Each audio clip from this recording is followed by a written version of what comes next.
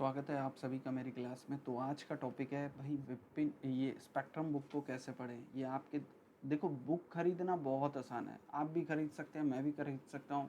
कोई भी यूपीएससी की बुक खरीदना जितना आसान है उससे कहीं ज़्यादा मुश्किल है इन बुक को पढ़ना। बुक कोई भी खरीद लेता है, आप विपिन चंद्रा खरीद लो, स्पेक्ट्रम खरीद लो, है ना, लक्ष्मीकांत खरीद लो, लेकिन पढ़ें कैसे, ये सबसे बड़ी समस्या है कि इन बुक को कैसे पढ़ा जाता है।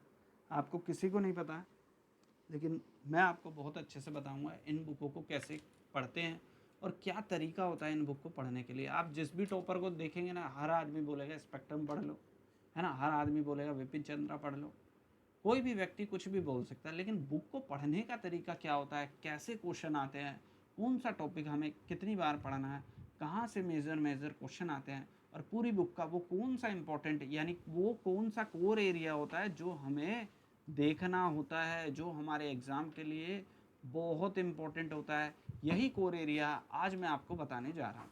तो एक एक करके पूरी क्लास को आप लोग अच्छे से देखेंगे और खुद अपना कॉमन सेंस यूज़ करेंगे। आप सभी जानते हैं मेरी सारी क्लासेस कॉमन सेंस को लेकर रहती है कि कैसे यूपीएससी को आप बहुत आसानी से निकाल सकते हैं।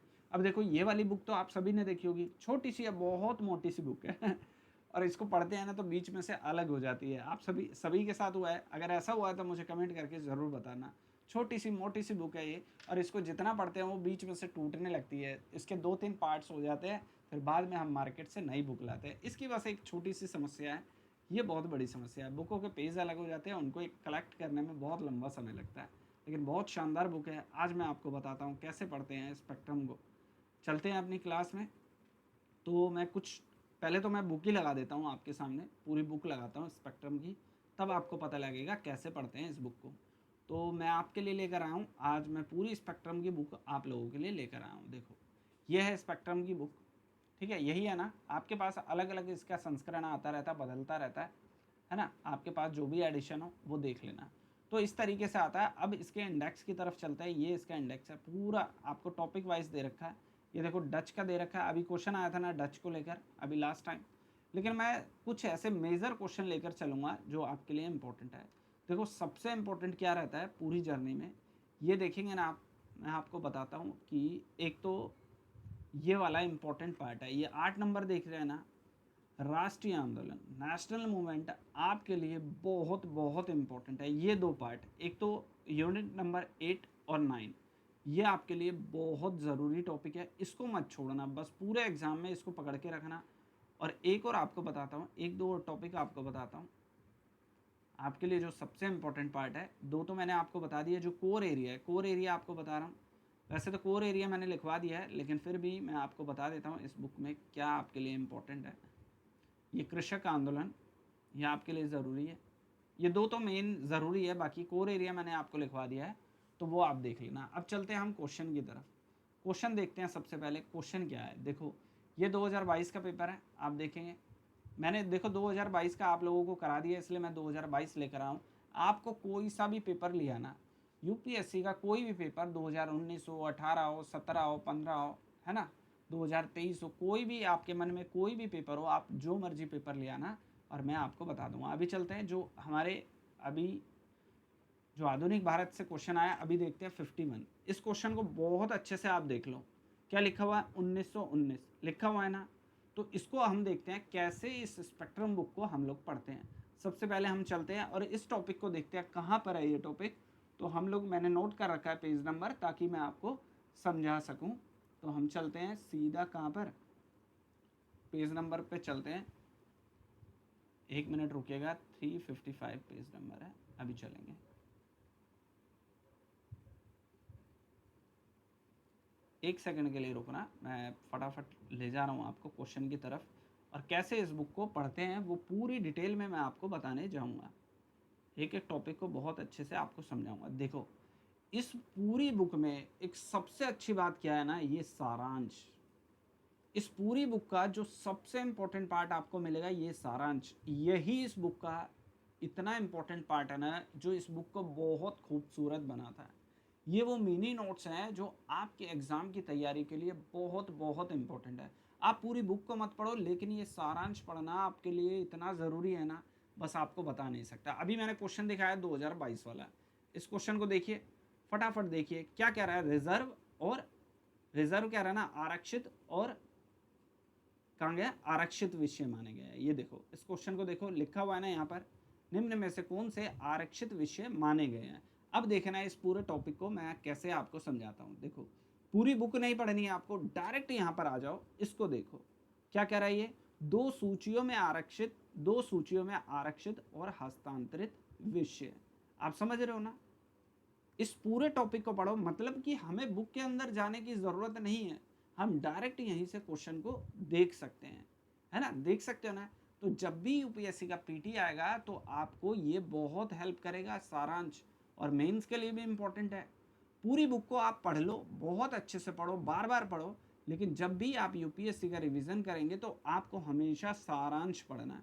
आप तुरंत यहाँ देखो, है ना, यहाँ पर देखो कौन से सुधार की बात कर रहा है, और आरक्षित और कौन से हस्तांतरित विषय, इसको पढ़ते ही आपके दिमाग में एकदम से आ जाना चाहिए आरक्षित सूची में क्या क्या था, है ना, और हस्तांतरित सूची में क्या क्या था। अगर आपको ये नहीं पता तो आप डायरेक्ट, मान लो आप रीडिंग कर रहे हैं, एग्जाम से पहले एक बार रिवीजन कर रहे हैं, तो आप ये देखेंगे अगर आपको ये सूची याद नहीं आ रही है तो आप कहाँ चले जाएंगे, बैक चले जाएंगे और देखेंगे क्या है इस सूची में। अभी दिखा देता हूँ आपको, ये भी आपको दिखा देता हूँ। आप डायरेक्ट क्या पढ़ना है, आपको सारांश पढ़ना है। क्या पढ़ेंगे आप लोग, सारांश पढ़ेंगे बहुत अच्छे से। कहाँ गया भाई, अभी मैं आपको दिखा देता हूँ। ये देखिए, ये देखिए कितने अच्छे तरीके से यहाँ लिखा हुआ। अब देखो इतना अंदर घुस के तो आप लोग नहीं पढ़ोगे ना, तो सारांश से ही आपको हिंट मिलेगी कि यूपीएससी के क्वेश्चन कहाँ से बनाए जा रहे हैं। यूपीएससी के जो पीटी के क्वेश्चन बनाए जाते हैं ना, ये वाले क्वेश्चन, वो कहाँ से बनाए जाते हैं, सारांश से, वहाँ से क्वेश्चनों को उठाया जाता है। और पूछे अंदर से जाएंगे वो एक अलग बात है, क्योंकि ये तो आपने पढ़ा ही होगा। आप देखो यहाँ कितने अच्छे से लिखा हुआ कानून, कानून व्यवस्था, लेकिन यहाँ पर क्या लिख दिया, न्याय, यहाँ पर क्या लिख दिया, न्याय। बात तो एक ही है ना, कानून व्यवस्था का मतलब ही होता है न्याय व्यवस्था या न्याय प्रशासन। तो ये वाली बिल्कुल सही बात कह रहा है, आरक्षित विषय। अब आगे क्या कह रहा है, आरक्षित विषय में भूमि, भू राजस्व लिखा हुआ है ना, तो यहाँ पर क्या लिखा हुआ है, भू राजस्व लिखा हुआ है। और इसमें स्थानीय सुशासन, अब यहाँ देखेंगे आप, स्थानीय सुशासन, ये देखिए स्थानीय प्रशासन, हस्तांतरित विषयों में, और हमसे कौन सा विषय पूछ रहा है, कौन सा पूछ रहा है, आरक्षित विषय। तो यानी कि इसमें जो स्थानीय सुशासन है ये वाला गलत है, जिसमें भी सेकंड लिखा हुआ है, 2 लिखा हुआ, वो हमारे लिए गलत हो जाएगा। यानी ए, बी और डी बिल्कुल गलत है। इसमें करेक्ट आंसर क्या है, सी है। अब देखो इसका आंसर आपको कहाँ से मिला, अंदर से मिला, लेकिन इस टॉपिक का जो मेन टॉपिक है वो कहाँ पर है आपका, सारांश में। कहाँ है भाई, जल्दी बताइए, सारांश में आपको ये क्वेश्चन मिल जाएगा। तो ऐसे ही पूरी तैयारी आपको ऐसे ही करनी है। मैं एक क्वेश्चन की बात नहीं कर रहा हूँ, पीटी के जितने भी क्वेश्चन हैं आप इस तरीके से कर सकते हैं। देख रहे हो ना सारांश में कितने अच्छे से यहाँ पर लिखा हुआ है, इसको देखिए, इसको देखिए, आप बहुत अच्छे से देख सकते हैं। तो ऐसे ही आप अपने क्वेश्चन को तैयार कर सकते हैं। अभी एक और क्वेश्चन देख लेते हैं, ऐसे ही आप और भी क्वेश्चन देखते हैं। अभी क्रिप्स मिशन देख लेते हैं, इस वाले क्वेश्चन को देख लेते हैं, इस वाले क्वेश्चन को देखते हैं। अभी चलते हैं, मैं आपको पूरी बुक में दिखाता हूँ, पूरी बुक में आपको दिखा देता हूँ।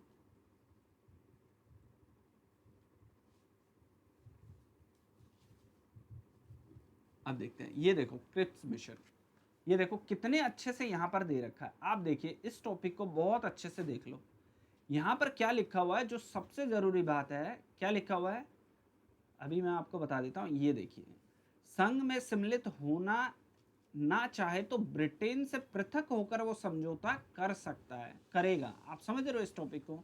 अब क्वेश्चन देखिए, क्वेश्चन देखिए 2022 का क्वेश्चन देखिए, यहाँ कितने अच्छे से लिखा हुआ है कि अगर वो नए संविधान को स्वीकार नहीं करता तो जो भी प्रांत तैयार नहीं होगी, यानी कॉन्स्टिट्यूशन, ये वो वाला कॉन्स्टिट्यूशन नहीं है जो आप समझ रहे हैं, इंडिया वाला कॉन्स्टिट्यूशन नहीं है, ये यूँ कह रहा है जो संविधान को नहीं मानेगा उसे यह अधिकार होगा कि वो भावी स्थिति में ब्रिटेन के साथ डायरेक्ट हस्ताक्षर कर सकता है। यही तो बात कह रहा है ना यहाँ पर भी, यही तो कह रहा है ना कि डायरेक्ट वो ब्रिटेन से समझौता कर सकता है।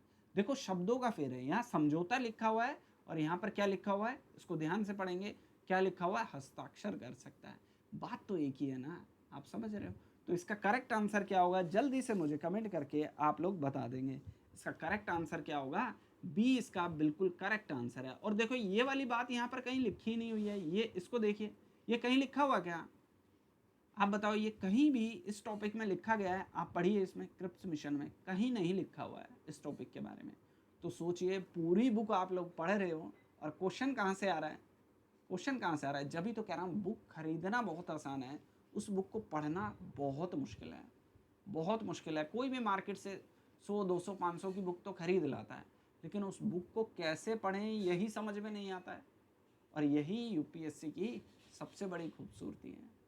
आप पढ़ रहे हो बुक के अंदर, पता नहीं क्या क्या सोच सोच के पढ़ रहे हो, लेकिन यूपीएससी ऐसे क्वेश्चन ही नहीं पूछेगा, नहीं पूछेगा ना। अभी आपको कुछ और चीज़ें दिखाता हूँ, जैसे कि आपको दिखाऊंगा, एक सेकंड रुकिए, लास्ट वाले पेज पे ही ले चलता हूँ, जो सबसे इंपॉर्टेंट पार्ट है। ये 2 मेजर पार्ट है इसके, यूपीएससी यहाँ से सबसे ज़्यादा क्वेश्चन पूछता है, तो आप इसको तैयार रखेंगे।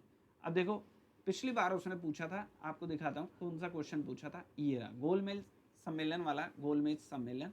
ये देखो, आपसे पूछा था ना इसके बारे में, पूछा था या नहीं पूछा था? जाकर चेक कर लेना, आप लोग सभी लोगों से कह रहा हूँ। तो ऐसे पढ़ते हैं स्पेक्ट्रम बुक को, सारांश आपके लिए पूरी बुक का, मतलब निचोड़ है वो पूरी बुक का, आपको वो बहुत अच्छे से पढ़ना है। कोर एरिया में मैं लिखवा चुका हूँ आपको, लेकिन फिर भी आज सभी लोग हैं तो मैं आपको एक बार बता देता हूँ कोर एरिया के बारे में।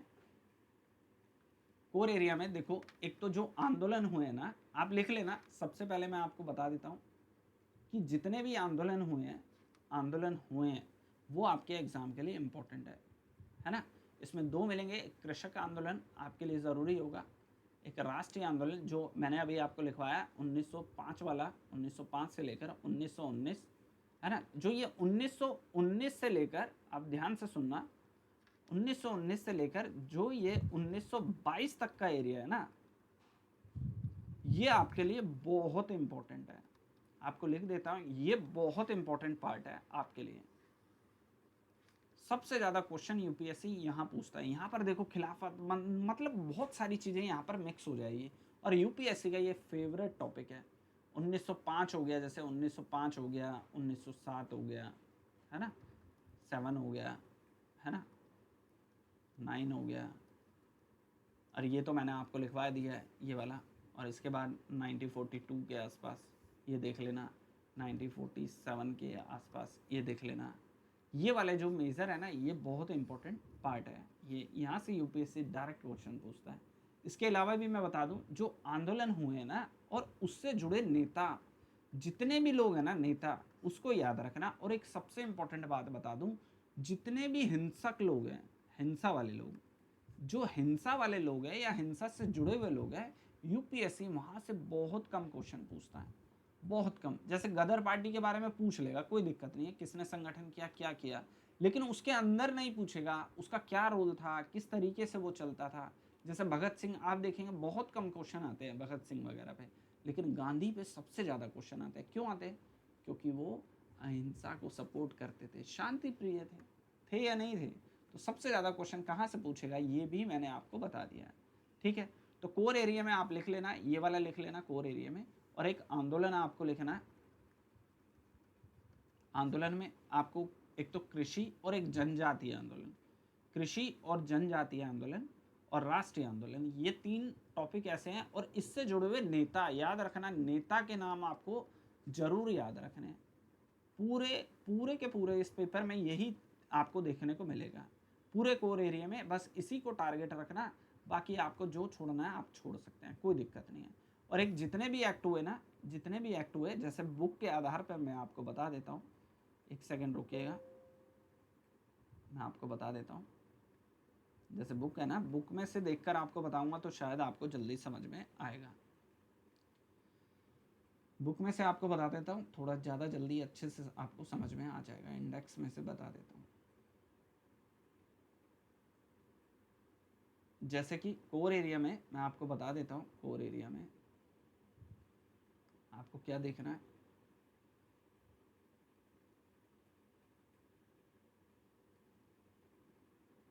ये तो मैंने आपको बता ही दिया।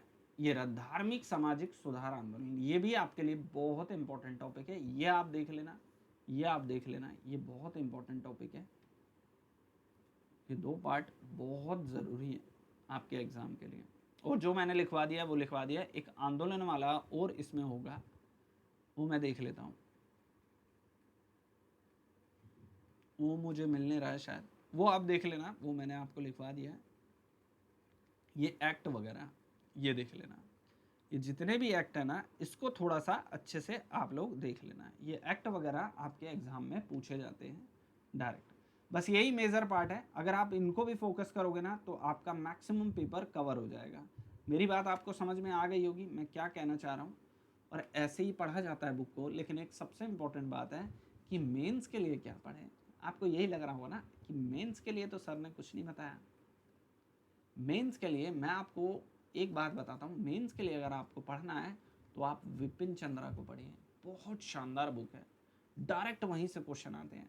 उसकी जितनी भी हेडिंग है यूपीएससी के क्वेश्चन डायरेक्ट वहीं से बनते हैं।